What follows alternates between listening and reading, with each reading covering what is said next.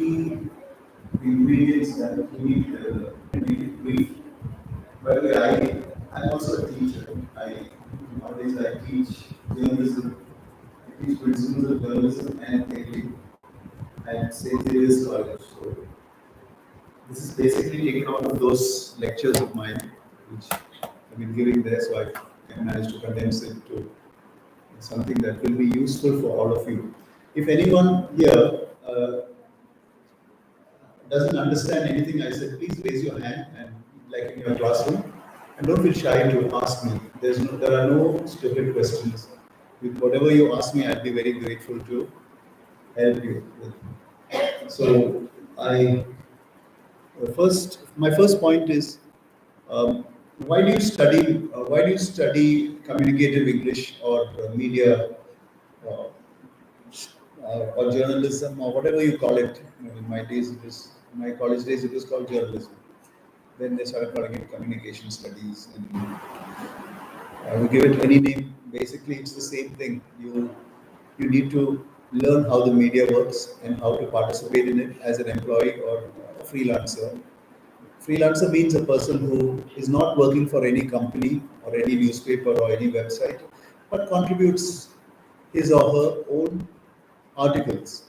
She would send it to them, and they would decide to publish it. Now, I started as a freelancer in my college days, not my first year or second year, but towards the in my first before my BSc days, I used to write letters to the editor. That is, you write about some subject uh, that is current, that the newspaper is any news item or any editorial or any subject of importance for those times. You read something and you want to comment on it. You want to add information to that, or you want to say you don't agree, or you want to. In my case, it was mostly to get something published, and I was reasonably successful. I used to send letters to the Hindu and the Indian Express. I lived in Kerala, so and Indian Express had its Cochin edition those days also, and the Hindu came from somewhere from Chennai or Coimbatore or something. We Kerala didn't have its own edition, but it used to come in the morning. So my aim was to get something published. So that's what you should also do. Write something, don't feel shy, just write. Even if it's rejected, it's okay. Rejection is just part of the life of a journalist or an artist. If you just because you get rejected, that's okay. I mean, you can write again. There's no you're not given any number of articles you can write or letters you can write. Uh, it's uh, it's infinite. You can continue writing despite any rejections. So, what I'll deal with you today, as I said before, is importance. What you need for the profession. I'm not saying that all of you will join journalism, that you will all become journalists, or journalist is a wide word, it is a wide application. Uh, there are journalists in the print media, that is newspapers and magazines, like I was. There are journalists on television. There are journalists on websites, radio, lots of things. Many journalists also um, take up public relations as a profession. Sometimes some of them will join public relations, some of them join advertising. All these are related fields. So what I'm trying to tell you is that whatever you are in, wherever you are in, you may be working in a computer firm, because computer firms also have editors to edit their internal publications, their press releases. You know what a press release is? You know what a press release is? Do you know what a press release is? I'm asking you. Um, Basically, you can send the information of the. Yeah, correct. What a press release does is, suppose there's an issue in a company, or some like high profits, or finding a computer firm has found a new um, an app or a new program that the banking industry or somebody can use, they would want the press to publicize it. So they will write it in about a page, and they will have a meeting called the press. It's called a press conference, and they will give them a copy each. They will first of all they'll talk about it, and then they'll give a copy each, which will help them to write a report later. They will have all the facts and figures in that, so they won't have to call the company back. That's a press release. Press releases are issued by government, by all kinds of agencies. So these are basic words that you need to learn when you study mass communication. So why this is important? When I was in college, these subjects were not there. You had to go after graduation. You had to go to a college of saying is whether you work for a newspaper or any company doing any kind of business, it's good to be uh, informed about good writing, editing, because you become very valuable in that company. You may be an engineer or maybe some other profession in the company. In the company, it could be anything. But if you also have the skill to write, to rewrite reports that your bosses write, because they may not be writing it perfectly. If you have the skill to rewrite what is done by others, you have a big advantage in any company. They will value your skills because not many people can do it. But if you take an interest in honing your skills towards this, it will always be of use to you. Now I'll spell out a few um, I'll spell out a few areas where you uh, areas where that can help you hone these skills. Okay, one of them, I'll come to that later. But what's important is that it's very good to to learn to write, to be a good storyteller, and so I'll be using words like story and copy and source. I don't know if you know the meaning in journalism. These three words uh, have a slightly different meaning from in everyday English. Copy means doesn't mean to make a duplicate of of something, just like a Xerox copy. It doesn't mean that. Chief editor, chief reporter, or somebody, whoever you submit your work to, that's the copy. Even a freelancer sends something to a newspaper by email or post or whatever, that is called the copy, not the paper on which you send it or the email itself, but the content of uh, that email or is called copy in journalism. So when you say copy, it is what you send. It in this sense, it's copy. It's like because it's not a countable noun. That means you can't tell how much information there is in that copy. So but nowadays some people they use bad English, and I've heard journalists also, young journalists also saying copies. That is not traditional. Copy is copies, copy, not copies. In journalism, okay. So a copy can mean not just written stuff. It can mean an artwork also. So you submit a cartoon or an illustration, that is called a copy. Copy is also used in advertising. Advertising copy means what is written and what you read in print, the images and the text. Any newspaper has will have so many advertisements, and this uh, story. Story means now, when you normally say story in everyday English, it is what does it mean? It means you're reading a fairy tale or maybe a novel. I think that's not that. But in journalism, story the is the report. You write you write the story and present the copy. So that's how it is. The story is not, it's not normally fiction. Normally, when you say story, you mean a short story or something. It's here when you say source, it's the source of a river which would normally be a mountain, or what is your source of funds? What is your source of income? Things like that. You say source, but in journalism, the a source is a person, a book, or an expert, or a dictionary, or something that you consult. So that is your source. It's always a source of information in journalism. So remember these three words.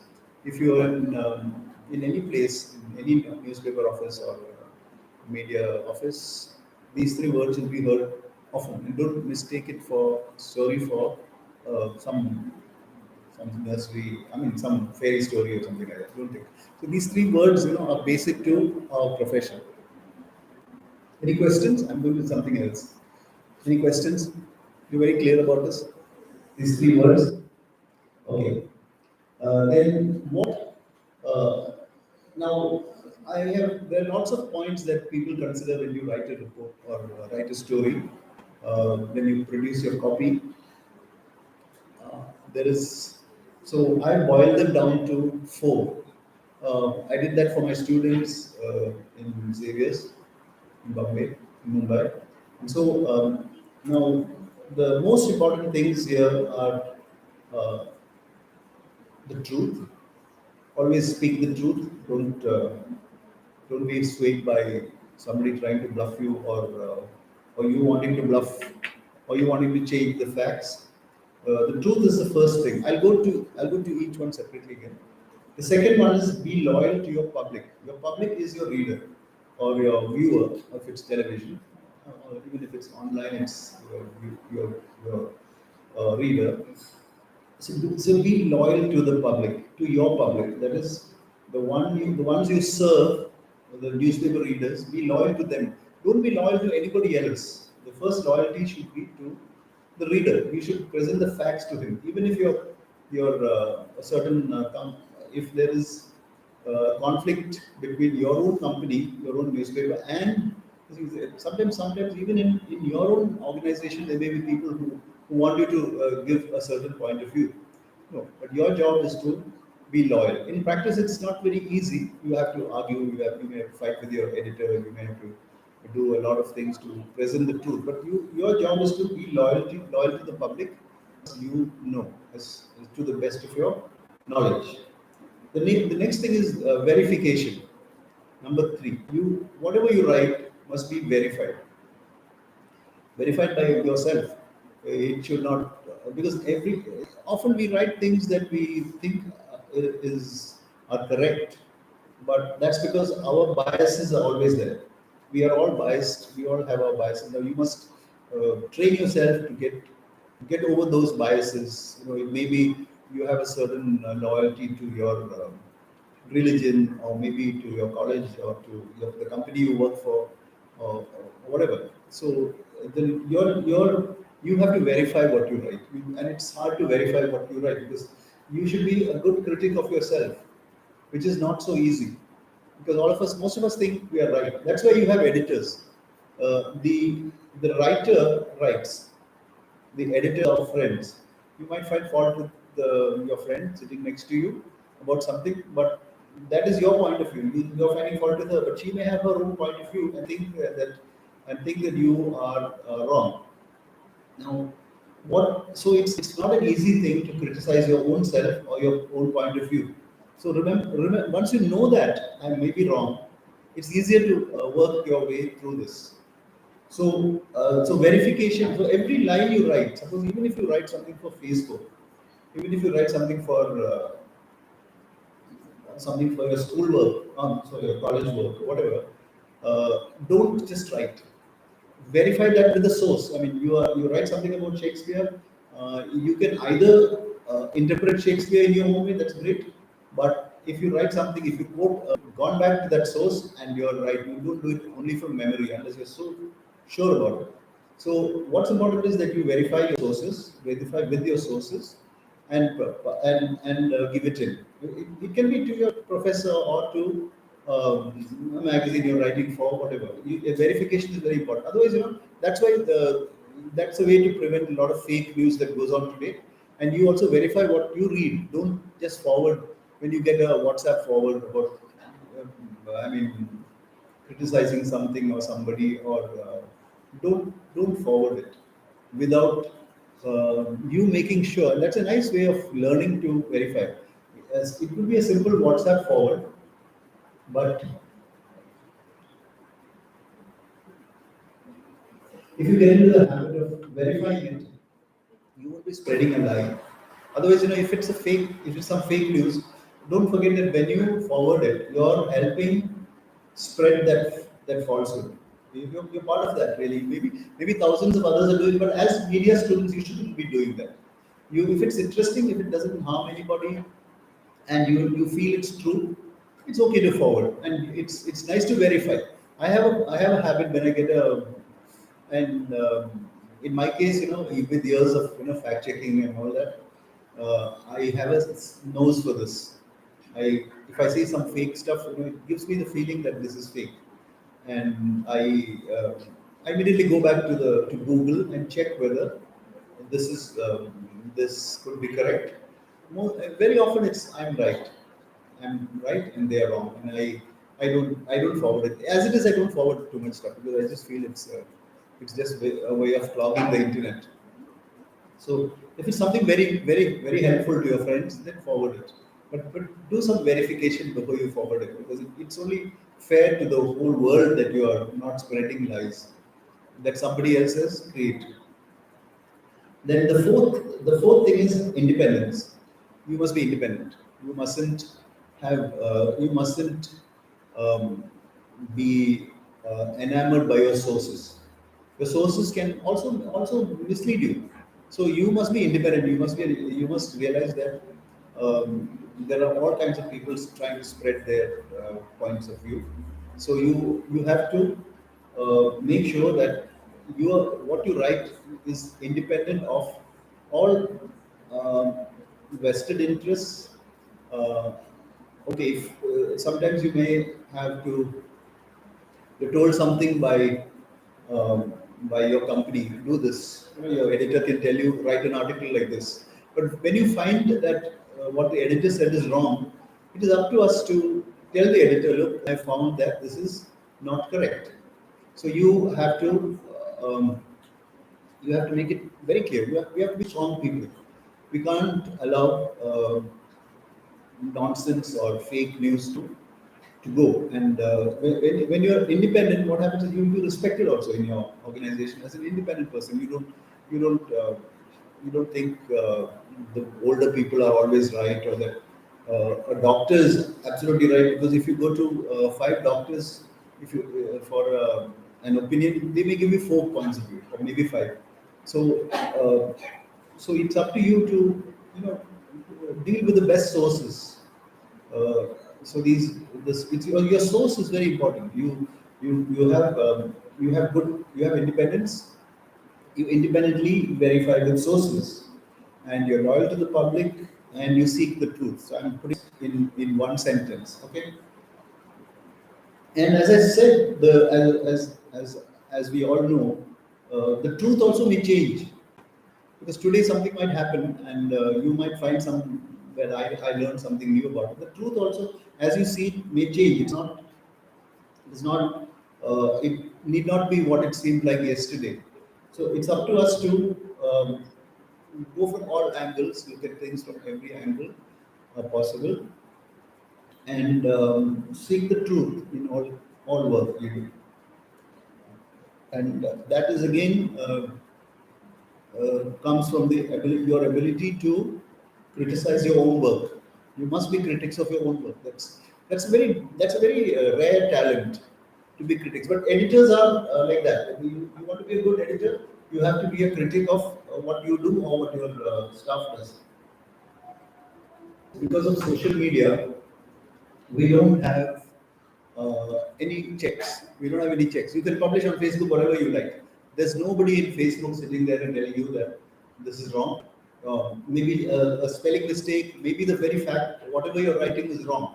So there's nobody in the past. When I started out, or even till about 12, 13 years back, we could not publish anything without somebody seeing it. Even a letter to the editor would be vetted by the letters editor or one of the editors in the office. Nobody could just publish what they wanted, but that has changed now. So our responsibility also has increased. We have to be we have to follow these four principles in anything we do, even if it's Facebook. If you write something, make sure you're writing what you believe is true, and you verify it. If you want to use some facts and figures, just verify it with some good sources, and um, it makes you safe. It makes you safe. Even if somebody files a case against you for some post you made, you can say this is fair comment, and I have the proof. You can say that. I hope that doesn't happen to any of you on social media, but it's happening to a lot of people today. Uh, all of us, like to think of our own ideas and observations and our memory of events as correct. But you'll be surprised at how many times we all go wrong in this. At Reader's Digest, we had a system. We had a system where, if you wrote something, I'm the editor, but right up to the junior-most person, whatever he writes, from my editorial to every article, every small report, is fact-checked by our researchers. And we can't interfere in that. Even if I'm the editor, I can't tell them that will go back to. It will be given to one researcher to handle. That researcher will go back to all the sources that if I mentioned some doctor or some book in my article, they will look at the original source and make sure. You will be surprised how many times I've been found mistakes have been found in my work. There's also this tendency to sometimes I would write in brackets, researcher, please find this out. If I don't have the time, so she'll find it out, and then somebody else will check that. If it's a first put in by a researcher, then another researcher would check that. We had an error-free magazine. We never made mistakes. We, in my 32 years there, I can only remember about two mistakes that we actually published because of this system of fact checking was used in the 1980s and all that. Now it's becoming more useful because there are so many wrong things published. Fact checking has become a common word today, but it was not so when we were doing it. We were one of the few people who did it. Other magazines like National Geographic cannot have the system of fact checking.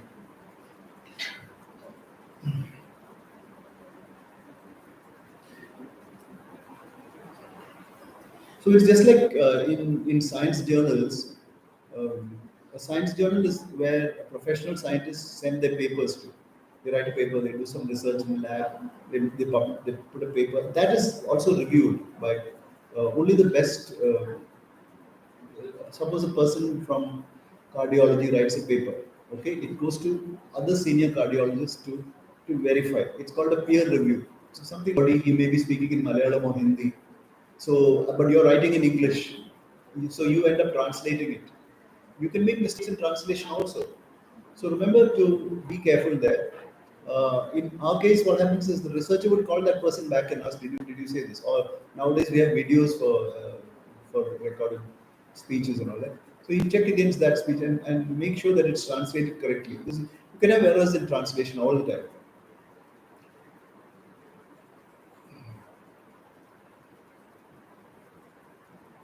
Now, this is I've briefly summed up these four essentials.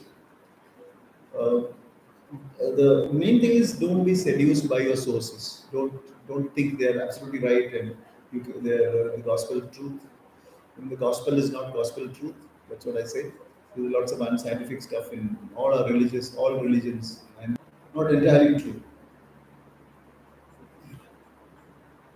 After this, I've seen this is about one of the most important facets of being a journalist is to have a curiosity about everything. You must. This is one thing you must develop. One of the, I mean, apart from those four principles, which you can go on elaborating, you must be sure that you must create a certain curiosity. You must know what's happening around you. You must be familiar with all the world events, whatever is happening in your country. Of course, later on, if you specialize in fashion or beauty or some other sports or something like that, then you know have a background view of everything else happening in the country, in the world. So you have to be a curious person to be in the media. Because only then will you really be able to write very well. That curiosity is the basis of all good writing, whether even fiction or something. You have curiosity. Because even when you write fiction, there are a lot of fiction writers who do a lot of research to see that they don't get. And supposing they want to write about a certain place, you take a novel, um, and you will find that some things like certain buildings are in certain cities, certain roads are in certain cities. You don't you they usually stick to the truth in even in fiction.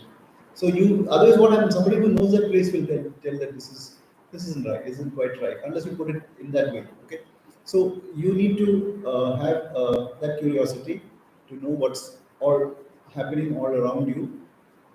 So your writing will look more polished and more, I wouldn't use the word scholarly to people that what you've written is correct. Now, now we go to the next point.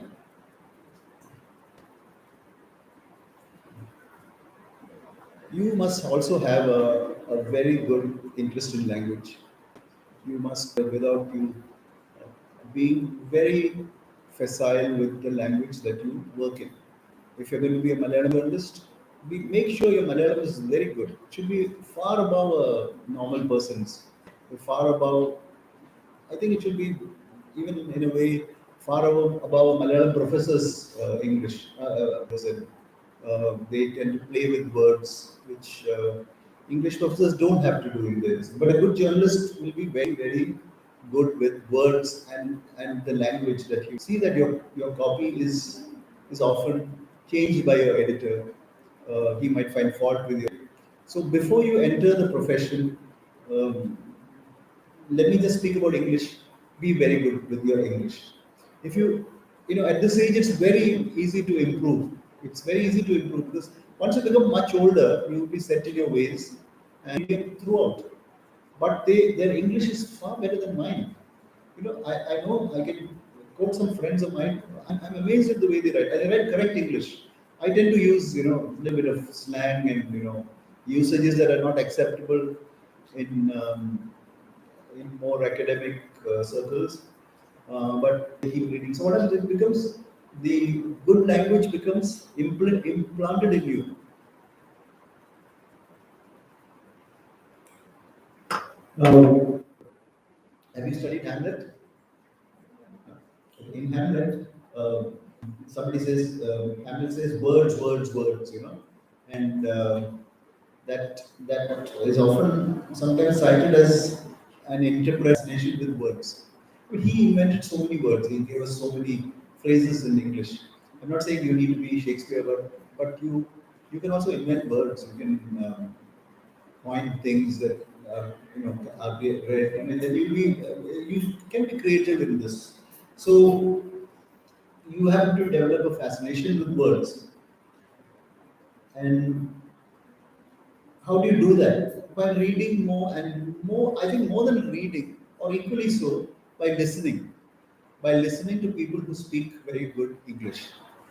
I listened to the BBC, the British Broadcasting Corporation, right from when I was very small because my dad used to put on the radio and I couldn't understand most of that when I was 8 years old. But maybe by the time I reached about 12 and 13, I could understand what they're saying and I could, then I started using the radio myself and my two favorite stations were America and the BBC. Voice of America is an American station owned by the government of the United States.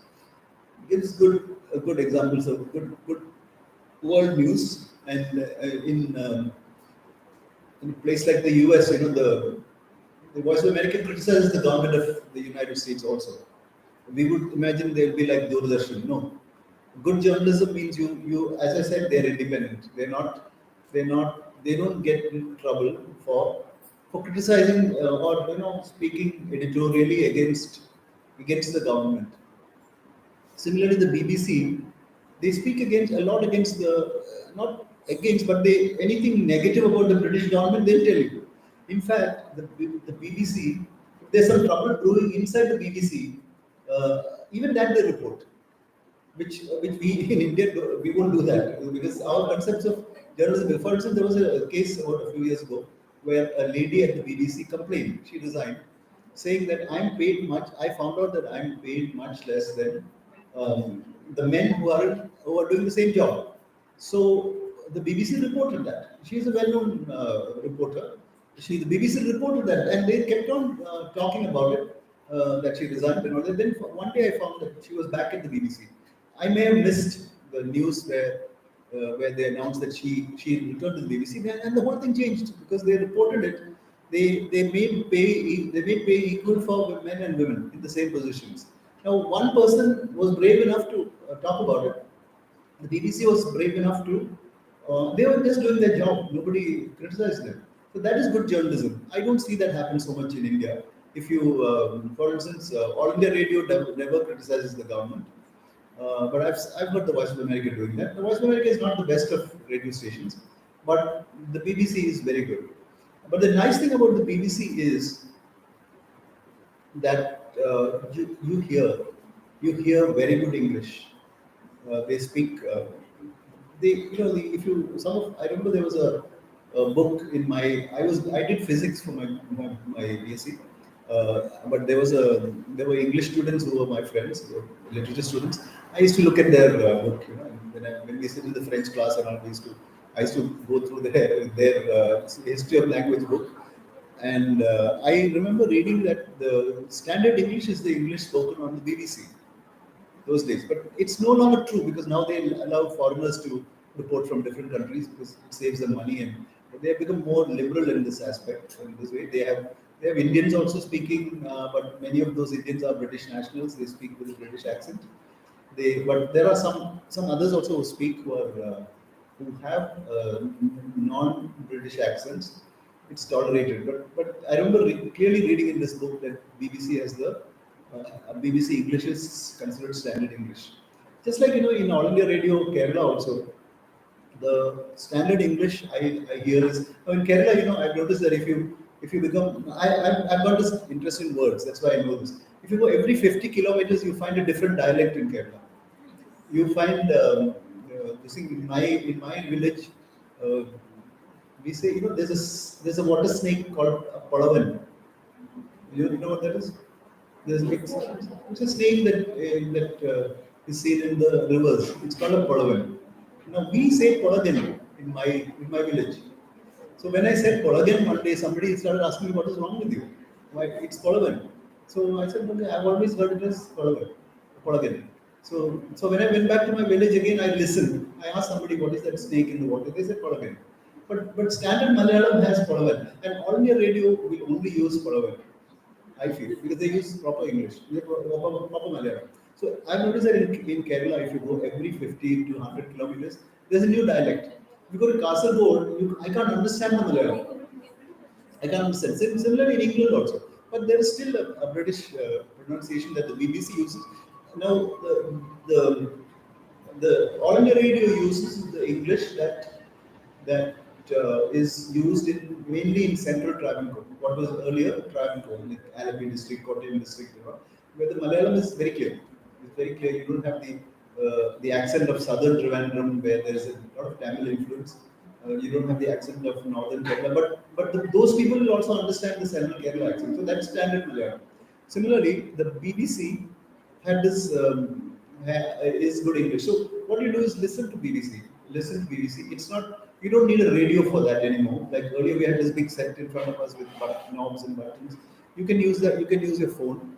You get live streaming of any station in the world. I use an app called. I listen to BBC every day on radio, and I don't have TV at home.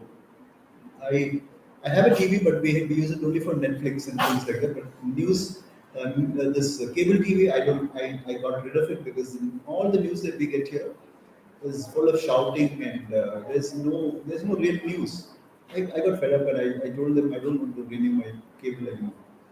So, but I use the TV for watching films and things. And then there is also most of the stations, most of the channels you get on YouTube, which you can stream to your television. So BBC doesn't allow it. BBC Hindi allows it. BBC, but you still can get BBCs slightly older, a few hours old. You don't get live BBC on television, but the radio is free and live, and radio has much more information than television. Television is harder to produce, remember, because they need people, they need to go out, they need it's much more expensive. But radio, you just have to talk. So, but radio is like reading a good book at times because they have a lot of documentaries or other things on BBC. Just take a look at their site. It's called BBC Sounds. You have history, science, you have lots of things. And listening is like why is listening good? Because babies learn to talk by listening. They don't read. When a baby starts talking, it's because the parents are talking to them frequently. Babies who don't listen too much, parents leave them neglected and don't talk much to them. They are late talkers. So that's why I'm saying it's good to listen, and radio is a very good cheap source also for that. So that is how you develop a facility for words. But you must read. You must read good literature, good fiction, all kinds of things, and slowly develop your facility with words. And then, as journalists or people studying to be in the media or having an interest in the media, don't just read. Don't just read. Read between the lines. Read. Look for unusual usages, unusual phrases that you don't know. Look for errors in newspapers. Uh, the meanings of new words that you read. Just check them out. It's so easy online. So and you should not. We as journalists we shouldn't read. I'm just presuming you're all journalists. Okay. Just we shouldn't just read. We should also try to find out why was this, how was this written. If this person has quoted a certain thing, a certain person or a book or something, you don't just read it and forget about it. You also, as you read, think of how it was done. Think of how it was done. How would that writer have got here and given us this information? So when you try to imagine backwards what that writer did, you will also be honing your skills of of writing and writing and presenting things, because you are not fooled by the way it's by just reading what you get. Just like I said, if you get a WhatsApp forward, ask yourself, how did he get this? If you think it's suspicious, then just check it out. And you'll think it most of the time you're right if you are suspicious. And then you will develop that skill for finding um, uh, finding how something was written. That's very important for us to find out how something was written. So that's one point. Um, then your facility for language must also involve your facility, your interest in language must also involve new usages. Words like you as literature students will know that language is constantly changing.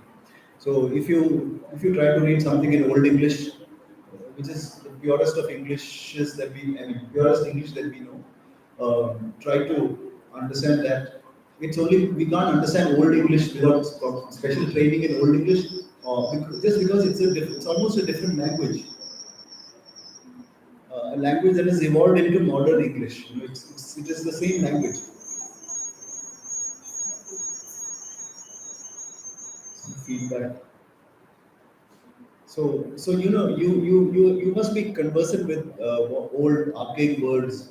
While a lot of archaic words may be heard here, words that are language. You must have an idea of how language evolves, how words change their meanings. Okay, one word that I heard from my niece about years ago was I gave her something like I think it was a some cake or something when she came in. She said it's awesome. Now you use the word awesome all the time in your generation. Okay. Now awesome didn't mean that when I was in college. Awesome meant something that was scary. Okay, awesome means it was filled with awe. Okay, now that words change their meanings all the time.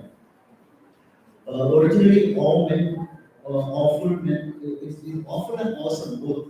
The awe refer to fear, terror, or dread. This later morphed into a solemn or reverential wonder, and awful and awesome were synonymous with awe-inspiring. I'm reading this from the sorry, Merriam-Webster dictionary. Later offered to a solely negative connotation, and the word found its modern day usage to mean extremely bad. Awesome, meanwhile, evolved in the opposite way, probably in the mid, middle years of the last century, and came to mean extremely good. I have an old dictionary with me which my father gave me in 1974 when I was in college.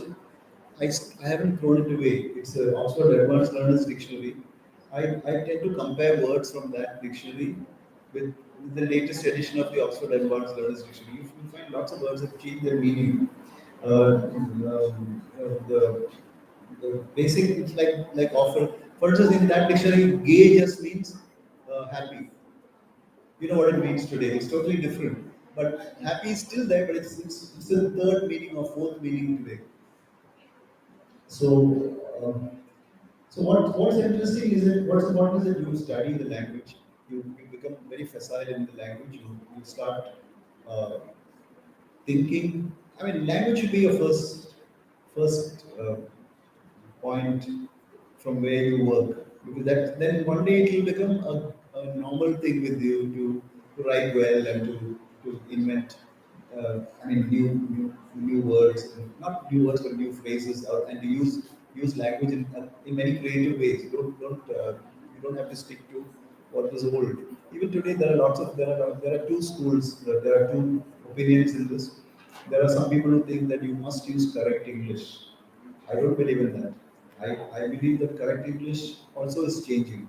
So sometimes you use some new phrase. There'll be older, more what you call conservative people who will point out they're called grammar Nazis.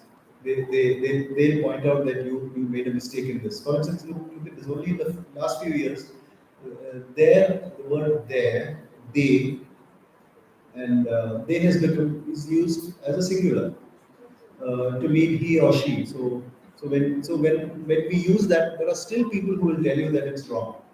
Because they haven't updated the English. So what I'm saying is update your language. Don't stick to, because you know, as professionals in this field, as professionals in English literature, you know that language is changing. In my lifetime, that is in my working life for the last 40 years, I have seen so many new phrases coming, so many words changing their meaning. So by the time you reach like when you're 60 or 50, you'll realize that if you haven't kept track of these changes, then what happens? You will always think the youngsters are wrong when they when they do something. Like for instance, if my father had said something is awesome, he would have been upset. After he gave somebody a piece of cake. So I wasn't upset, but I knew that there must be something in this. When my niece said awesome, when I gave her something to eat, that is 20 years ago. Then, um, in linguistics, they use the plural of Englishes. You may not have heard that. But yeah, for instance, there are Englishes in different. It's like saying peoples. You say peoples of the world. You say it's not wrong. But similarly, English is in normal parlance we only say English, but linguists use Englishes. There's Australian English. There is South African English. There is British English. There's clearly an Indian English. There is Singlish. This is the English spoken in Singapore. So there are several versions of English, and you should also spot what is. You should also be aware of what are the Indian phrase, Indian words. Some of them, get into the dictionary, get into standard dictionaries after some time. The word prepone is used by all of us here. It was not English. At least in recent times, it was not standard English to say. But Indians coined that word prepone because there was postpone. They coined pre-pone because post and pre are like opposites. So they used it so much that when a lot of these engineers and all went to America, they started using pre-pone. At first, the Americans would not understand what they're saying, or the Brits would not understand what is pre-pone. What do you mean? What do you mean by that? But finally, it got used. By usage, they also started using it. Some of them started using it, and it actually got into the dictionary in the last decade or so. So, as we use a language, Indian English, it also because India is very powerful in that sense because we have the largest number of English speakers in the world. If you count the number of English speakers in if you count all the native speakers like Britain, US, Australia, New Zealand, what else? Where are the other English speaking nations? South Africa, Canada. Okay, if you add up all of them, the number is less than the number of people who use English in India. It's grown so much in recent times. So whatever is Indian English is very powerful. It will definitely get accepted one day as a many of our words are getting and every year a couple of times a year they Merriam or no, I think it is the Cambridge English Dictionary, I think it's them. They publish the new words that have come into English and which are being added to their dictionary. The last list I saw had 82 words, out of which 15 came from India. Now there are some 200 countries in the world. Out of 82 new words, they have. The interesting thing is that many words that were taken in now in English we have only uncle and auntie. But in Malayalam or in Hindi especially, you have Ammavan, you have Kochachen, you have a lot of words. In Hindi also you have Nana and what? Dada, Chacha. And all that. So they have brought in some of these words into English. So that they brought in some of these Hindi words into English now because it's being used by Indians in England and maybe some Brits also have started using it. But most of the new words in the last list are relationships that we use here in India that which are very generic in standard English. There's always you should distinguish, but you must learn to know. You must be sure which one is Indian English. For instance, I was talking to your professor this morning, to Professor Sonia, that I was using in the car. She was driving me. I said there are a lot of Indian words that I use today. Did you know that brinjal is an Indian word? Brinjal is used only in India. Maybe India means, I mean, when I say India, I mean the Indian subcontinent, that's Pakistan, and the English is very much the same. Pakistan, Bangladesh, even Sri Lanka. Brinjal is only used here, others they say aubergine or eggplant. Okay. So all these words we don't know, but it's nice for you to learn that this is an Indian word, and it's very exciting. Also, it's a nice subject that you can specialize in.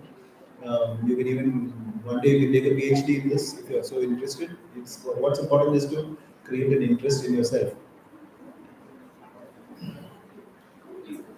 Then my final point, I you should remember that whatever area you are in, you're basically a storyteller. You know what story meant, no? I told you the word meaning of story. So you're a storyteller. Storytelling in normal English is like, oh, she's just giving some story. That means it's not fact.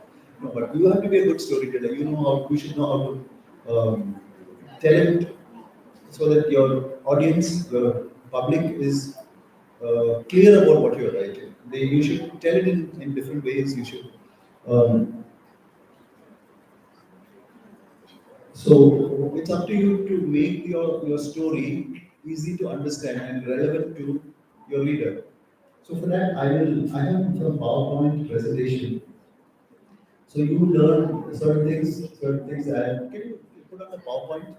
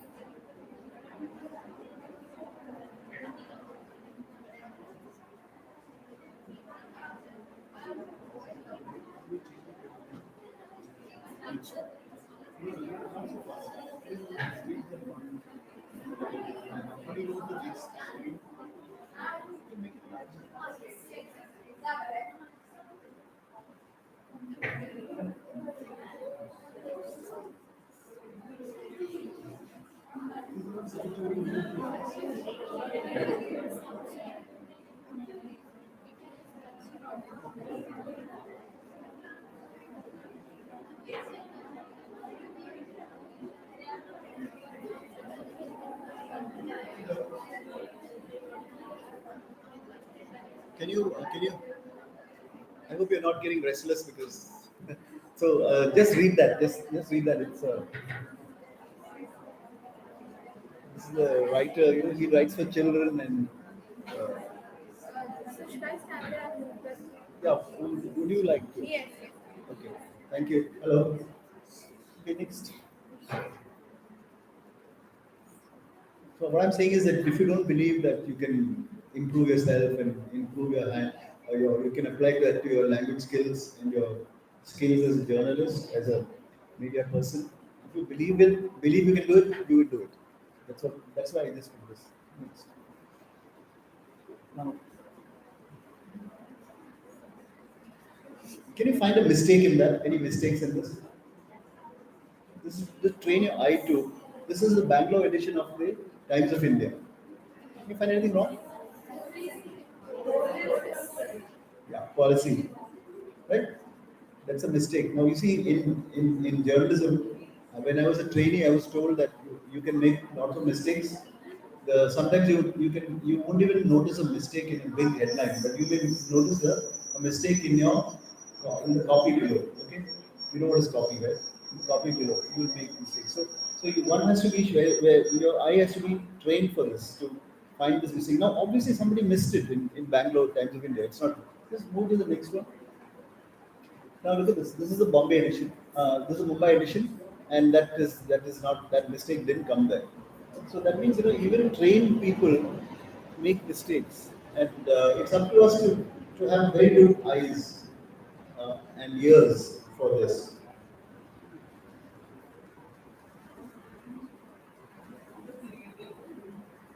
This was actually done for my college. This is on the same day that this man was arrested. He's a man who has a fact-checking website. The Prime Minister joins, a whole G7 others to protect free speech. It's very ironical that the two should come on the same day. Next.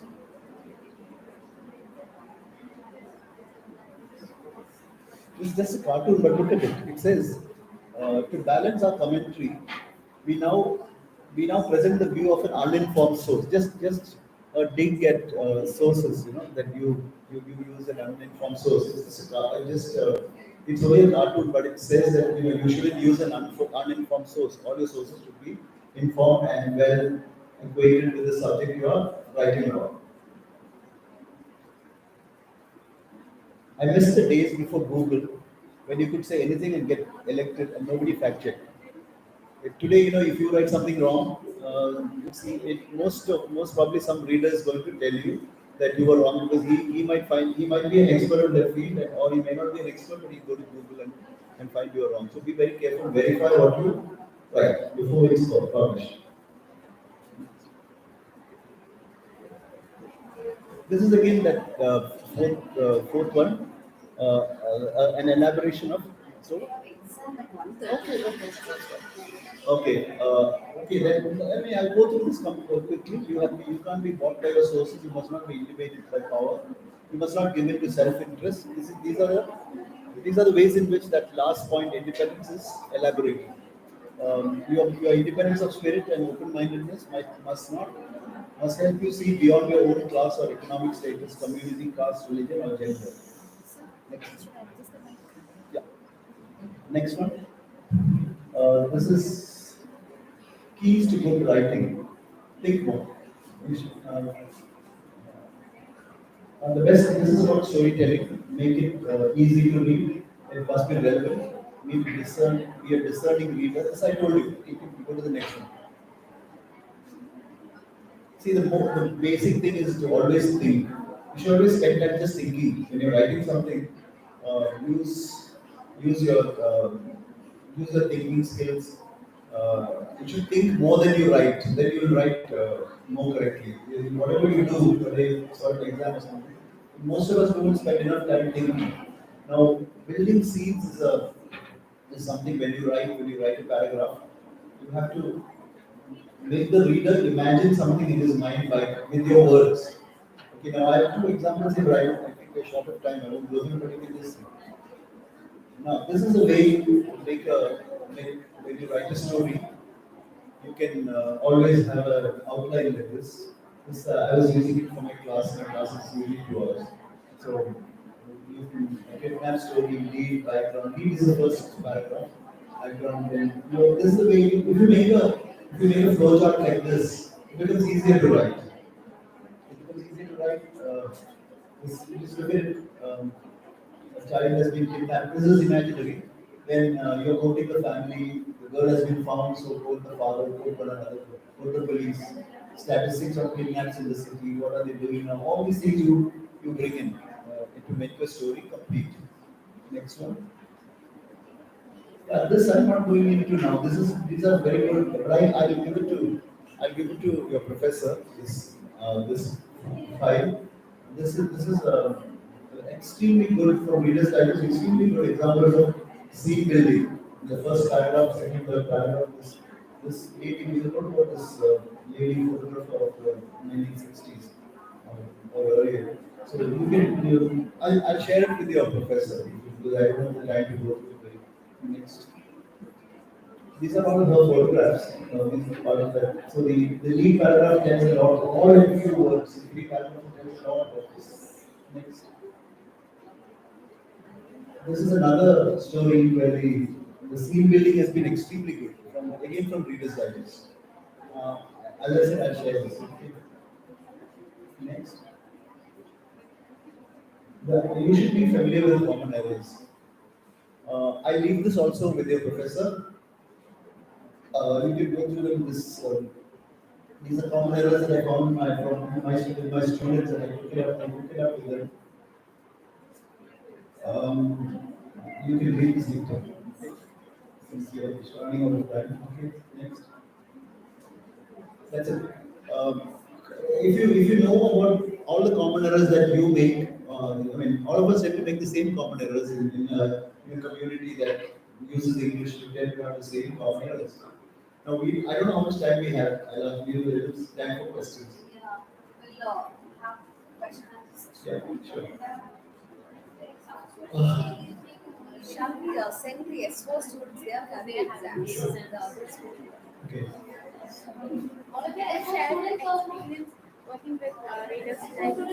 The S4 students can be only the S4 students. That's all. Awesome.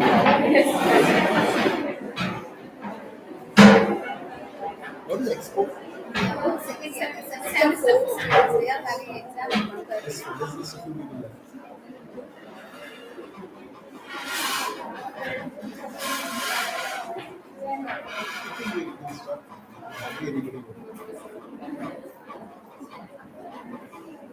How many minutes do I take? More than 40 minutes.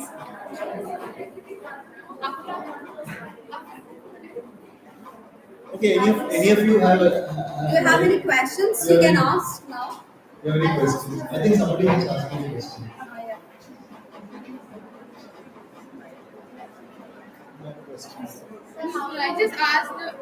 So how do independent companies or journalism strive when they are not backed up by political parties? I can't hear you. So how do There's a lot of talking. how do independent journalism strive when they're not backed up by political parties or corporates? How must they? How would they survive if they're not backed up by this? No, independent journalists are not backed up by political parties. They shouldn't be. Any corporates? Then that is it's a very bad kind of journalism. The question is how do independent journalists survive when they are not backed by political Yeah, parties? they are not backed up. One thing is you should not, good journalists should not, unless you're working for a communist or a communist party mouthpiece, then it becomes imperative of you to follow the line. You're not a really good journalist then. You have to maintain your independence. That's otherwise better to get out of that place and find another job. Any other questions? Anybody?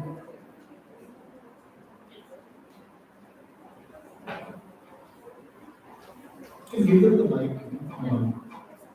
Good afternoon, sir. Um, So you have mentioned that you started your career as a freelance writer, um, and then you also worked in Reader's Digest. no, I worked in several places before. So which was a more comfortable experience, working as a freelance or independent writer, or working under? Okay, her question is which was better, be working as a freelancer or working as a now a freelancer, his life is insecure because you write a few articles, some of them may not get published. You can't make a living so easily unless you're very experienced. I know some freelancers who make a lot of money because they are very hardworking and they publish in several uh, publications and several magazines and websites all around the world. There's a lady whom I used to write for us called Kamala Pyara, she lives in Madurai. She writes everywhere. She writes for British Medical Journal about COVID, and she writes for National Geographic, all kinds of places. In India also she writes enough. Then you get very good payment because you have to make a living, right?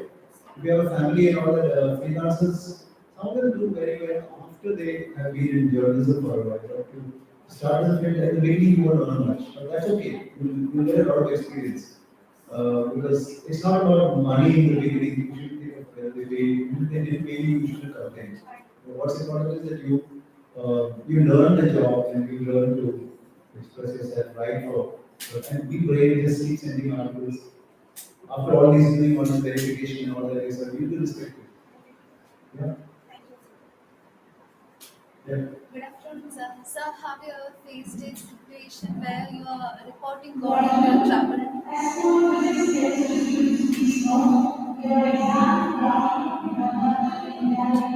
At least.